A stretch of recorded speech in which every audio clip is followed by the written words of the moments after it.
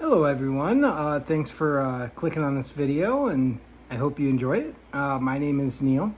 I have liver cirrhosis, which there's no cure for. It is a disease that affects the liver, which in turn affects lots of many things in your body because the liver does do a lot of things. Once it becomes cirrhotic, there's no cure for it.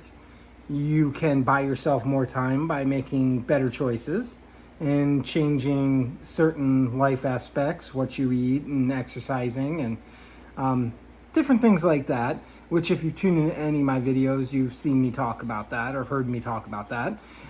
Today's video, I kind of want to talk about dealing with the stress of it all.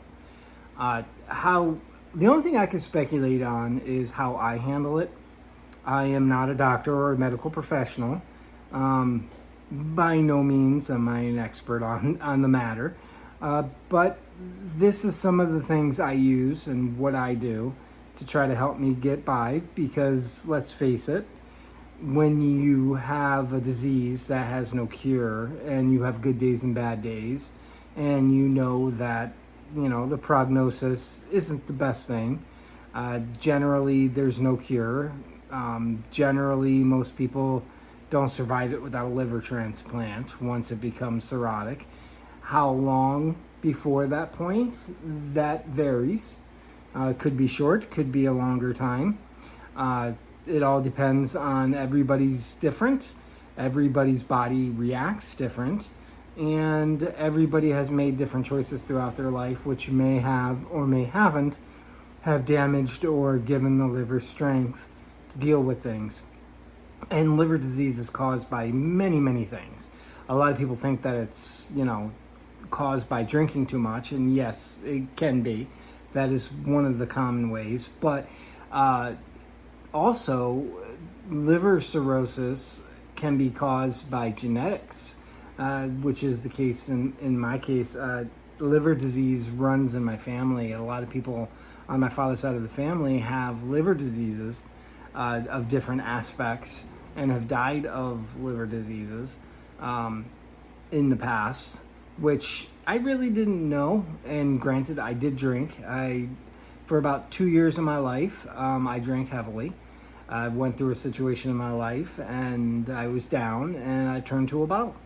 And I didn't know it at the time. I didn't know my liver was already failing, but it was kind of like I grabbed a log, dosed it in every, flammable material I could find and lit it on fire. And, lo and behold, and here I am. It's been 2 years now since I've had a drink. The second week of April, so like right around April 14th of 2022 was the last time I had a drink. I was diagnosed May 7th of that same year. And then I spent about 7 or 8 months in the hospital, pretty much constantly at that time. Things were in much worse shape, and now that my body has evened off some, things aren't as bad. I'm not having to have fluid drained out of me constantly.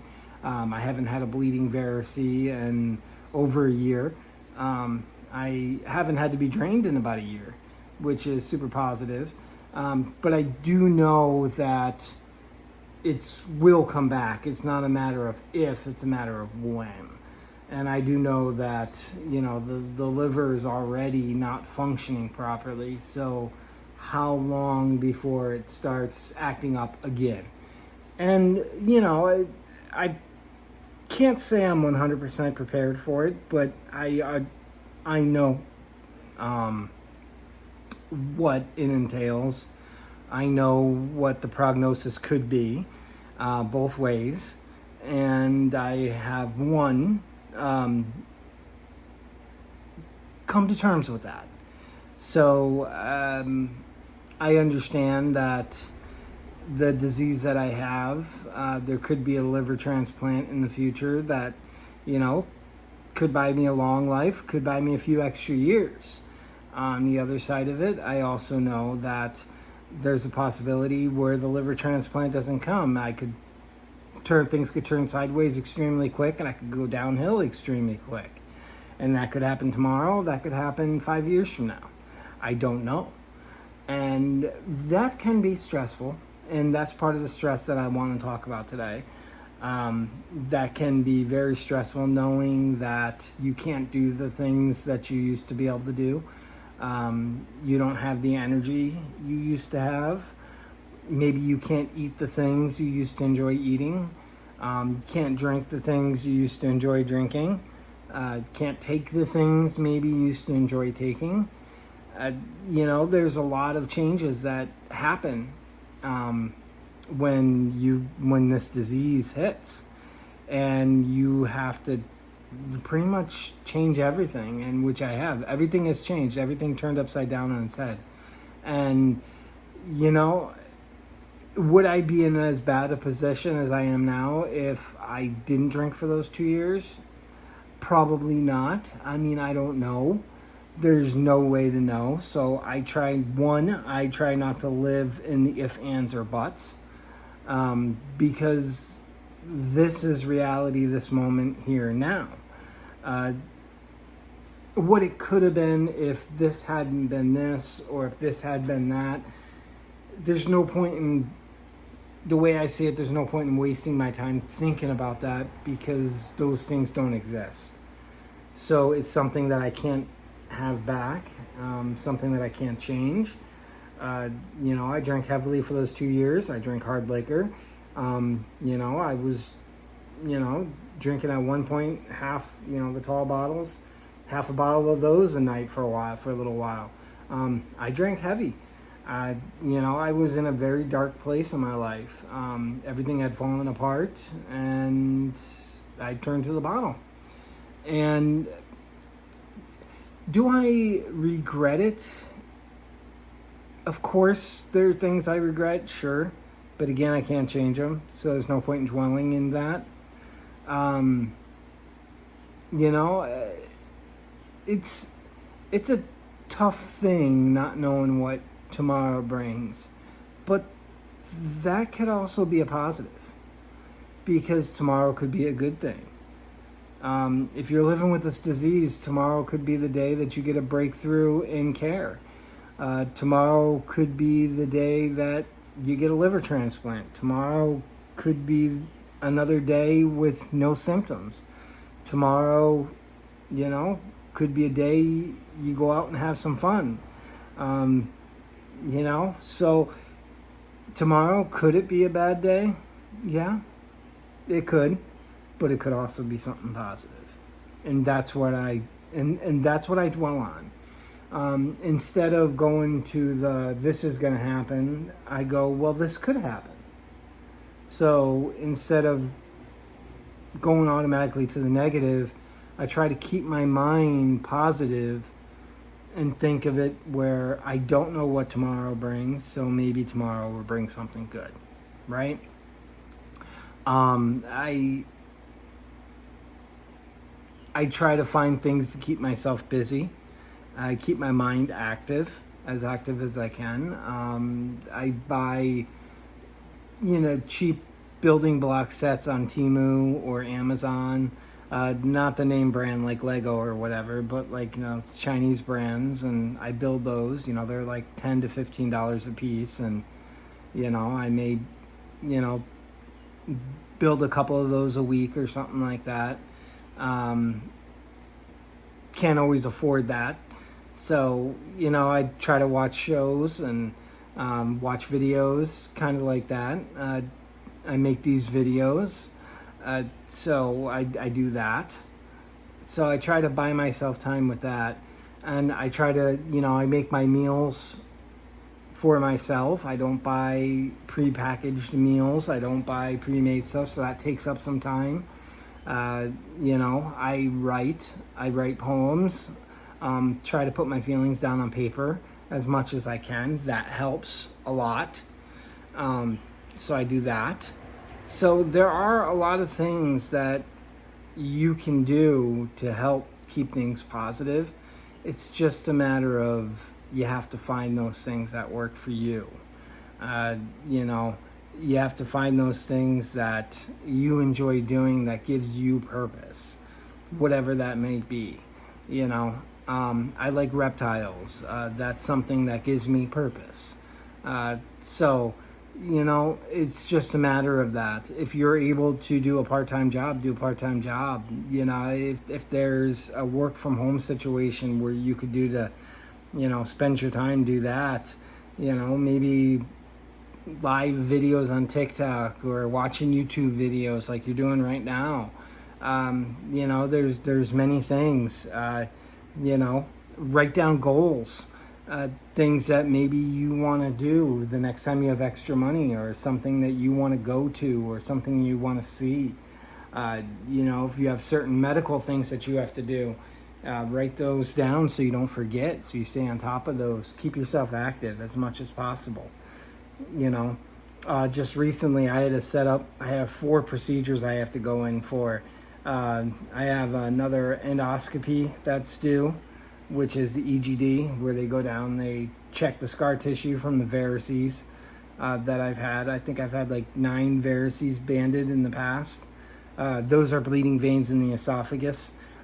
Those happen when the portal vein, which is your main vein, which aids in the digestion, which carries proteins and bacteria and stuff like that, and carries the blood flow for your digestion. That gets pinched off when the liver starts to go bad, and then your body starts making extra new roadways, which are called varices, which can burst, and if they burst, you could bleed out, and that's something you want to stay on top of.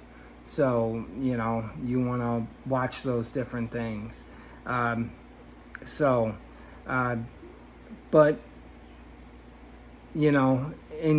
had that I set up, and then I had to set up, they got to test the gallbladder. I forgot what that one's called. It's a scan on the gallbladder. They basically, I don't know if you know what the gallbladder does. The gallbladder releases bile, and that bile helps break down fatty foods. So if you eat a lot of fatty foods, you can get like a gallbladder attack. I have a bunch of gallstones, so I've been getting a lot of pain from those. So they want to make sure that, they want to see how it's working and decide if they have to remove it or not. They're probably not going to do any kind of surgery, because when you have a bad liver, they want to avoid that for lots of reasons. Complications from infections, bleeding, things like that. And then I've got, the EGD they got to do, the lower muscle in my esophagus gets stuck, and all the food that I swallow gets stuck, which is extremely, extremely painful and uncomfortable. And then you get air stuck in there, and that hurts even more. So they inject Botox in that lower muscle so it doesn't contract and hold all the food. I eat yogurt, and yogurt gets stuck. How is that even possible? But hey, they still want me to do the biopsy so they can do some testing. They want to look for copper, which is a Wilson's disease thing. They think there's additional stuff going on, and that's why they want to do the biopsy. They already know that the liver is cirrhotic, so they don't do as many biopsies anymore, because they can do it with imaging. They don't have to. Once the liver is once you become to that point where you're decompensated cirrhosis, you can see it under imaging. So there's no need to do that. But in my case, they want to do it because they want to make sure that there's nothing else causing it, so that they can prevent it from getting worse.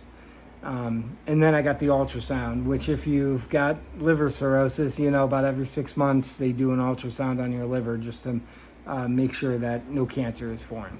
So, because you become higher risk for liver cancer when you've got cirrhosis. So they check that every 6 months. Also, they do the EGD every 6 months to make sure that there's no new varices, no bleeding scar tissue, that kind of thing. So, got all those things that I had to deal with getting set up. So I wrote them down, and I started calling about them. And the nice thing is, through the medical place, and most places have it, I have like an app where I can log in, and it shows all my appointments, and it shows all my test results, and I can send notes to the doctors and things like that. Really utilize that if you have that available, because that is very helpful. Also, I'm able to screenshot all my appointments so I can keep track of them. I get emails a couple days ahead of time for those, which is nice. So if you haven't been using that app, or you don't know if your medical facility has it, check with your doctor, because more than likely they probably do. I think it's called Epicor. That's the one I use, and which is probably the common one. So that's extremely helpful too. So, but anyway, with that all said, try to stay positive. Try to focus on something good. Focus on, tomorrow's going to be a good day, not tomorrow's going to be a bad day. I know that's difficult and that's hard, and it seems easier said than done, but it's where you got to keep your head. Once you stick that one leg into the negative, it wants to swallow you up, and you just really got to stay out of the negative and keep both legs in the positive when at all possible, because that's a huge deal. That mental health is huge to keeping you healthy too. I truly believe that. It's even written in the Bible. It says, "A merry heart doth good like medicine." It's so important to stay positive, to try to get healthy. So anyway, thank you so much for watching this video. Thank you so much for subscribing. If you like this video, please give a thumbs up, and please subscribe and hit the notifications. Again, thank you so much. I try to post 2 of these a week, so I think I should have another one up maybe Sunday or Monday. All right, thank you. Everyone have a blessed and amazing day. Take care.